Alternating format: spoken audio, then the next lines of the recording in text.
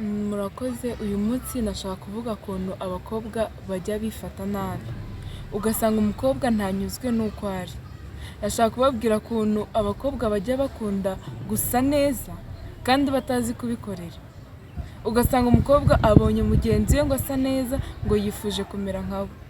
Ese ari ukuntu ujya usanga umuntu abonye yarageze ku kintu akifuza kumera nk'uko nyine cyangwa yifuza kugira ibyo bintu, aho kugira ngo yifuze kumenya aho yabikuye kugira ngo nawe abikorere cyangwa nyine nawe abigereho, ahubwo ugasanga we yifuje kumera nk'uryo. Ese twareba nk'ukuntu abakobwa benshi bakunda gusa neza nyamara ugasanga n'abandi bashaka gusa nkabo kandi batazi aho babikuye. Namaze kumenya neza ko abo bakobwa mubona basa neza, inkomoko y'ibyo ngibyo bituma basa neza, namaze kumenya ko atari inzira nziza babikuramo cyangwa atari ahantu heza babikuramo. Umukobwa nakugira inama yo kunyurwa n'utwo afite.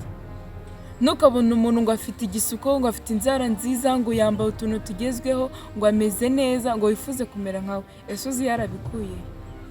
Munyurwe nuko muri. Nimba ushaka iterambere ryawe riharanire. Nimba ushaka kugira icyo ugeraho, reka kwirirwa utegera amaboko abahungu.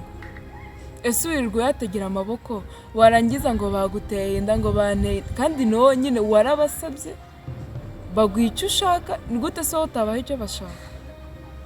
Ubwo rero mwige kwigira no kunyurwa nuko muri.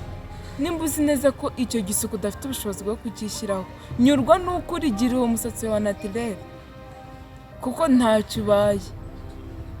Nushaka kumera neza ntabwo uzareba uko abandi bameze, ahubwo uzakora cyane kugira ngo umere neza. Yego murakoze, iyo niyo nama nashaka kubabwira.